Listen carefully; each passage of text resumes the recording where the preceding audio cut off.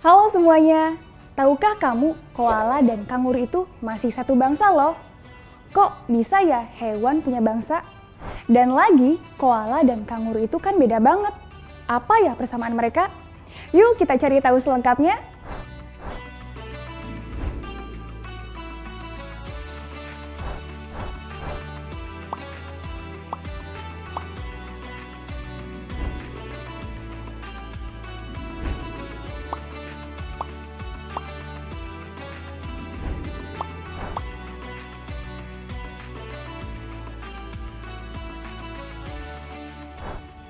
Nama aku Intan Aprilia. Sekarang kita akan mempelajari klasifikasi makhluk hidup dan tata nama binomial nomenklatur.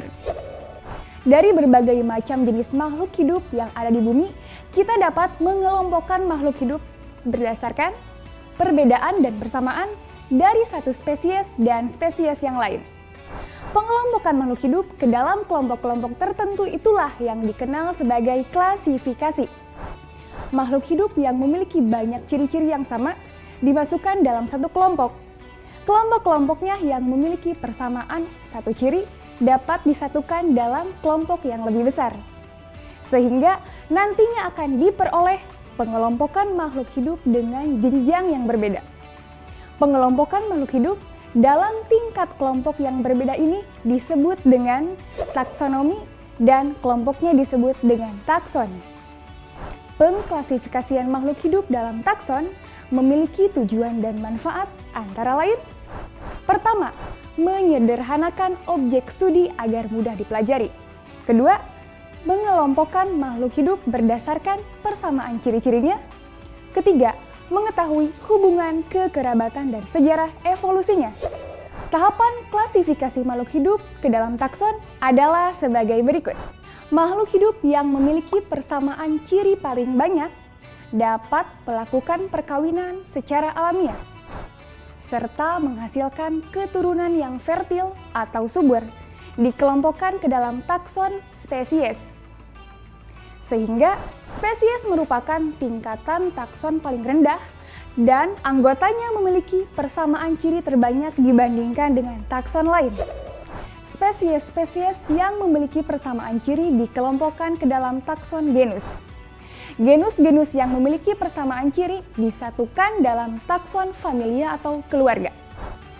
Familia-familia yang memiliki persamaan ciri disatukan dalam takson ordo atau bangsa. Ordo-ordo yang memiliki satu persamaan ciri disatukan dalam takson kelas atau kelas. Kelas-kelas yang memiliki persamaan ciri disatukan dalam takson filum atau divisio. Istilah divisio digunakan khusus untuk kingdom Plantae, kingdom Fungi, dan ganggang. Dan terakhir, filum-filum yang memiliki kesamaan ciri disatukan dalam kingdom. Kingdom adalah tingkatan takson yang tertinggi dengan jumlah anggota terbesar. Makhluk hidup di bumi dapat dikelompokkan ke dalam 5 kingdom, antara lain kingdom Monera, kingdom Protista, kingdom Fungi, kingdom Plantae, kingdom Animalia. Berikut contoh klasifikasi pada koala dan kanguru. Mulai dari takson kingdom sampai dengan spesies dapat ditunjukkan pada tabel berikut. Koala dan kanguru berada pada takson ordo atau bangsa yang sama.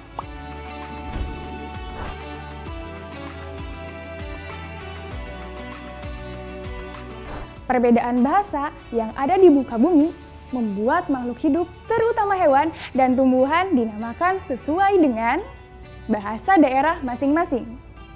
Sehingga terdapat kesulitan untuk mempelajarinya, karena terdapat berbagai nama yang berbeda untuk satu jenis tumbuhan atau hewan. Untuk menyamakan penamaan makhluk hidup, Carolus Linnaeus yang dijuluki sebagai Bapak Taksonomi Modern membuat aturan atau pedoman penamaan makhluk hidup. Sistem pemberian nama ini disebut dengan sistem binomial nomenklatur atau tata nama ganda. Penamaan sesuai dengan binomial nomenklatur ini menjadi nama ilmiah untuk suatu spesies yang berlaku di seluruh dunia. Aturan penamaan spesies berdasarkan binomial nomenklatur yaitu: pertama, penamaan menggunakan bahasa Latin. Kedua, terdiri dari dua kata. Ketiga, kata pertama menunjukkan nama genus, ditulis dengan diawali huruf kapital.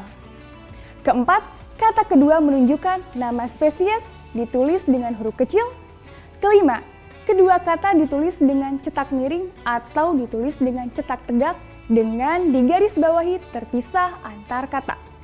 Contohnya, nama tumbuhan padi adalah Oryza sativa atau dapat ditulis juga dengan Oryza sativa.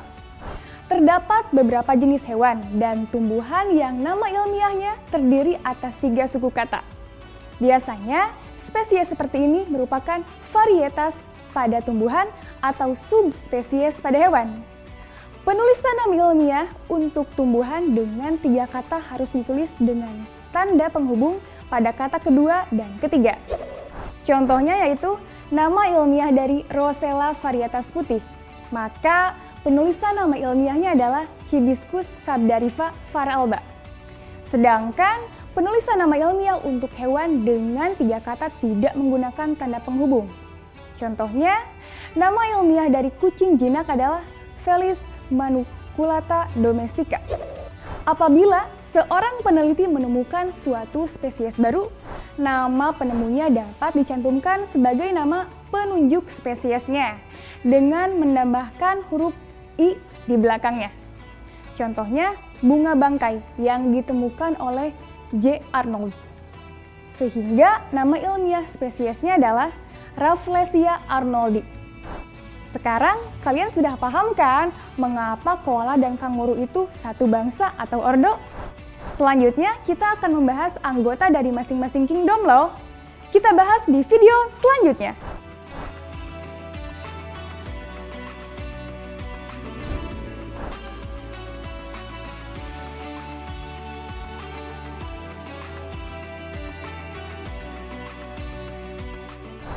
Dan selamat belajar, sampai jumpa!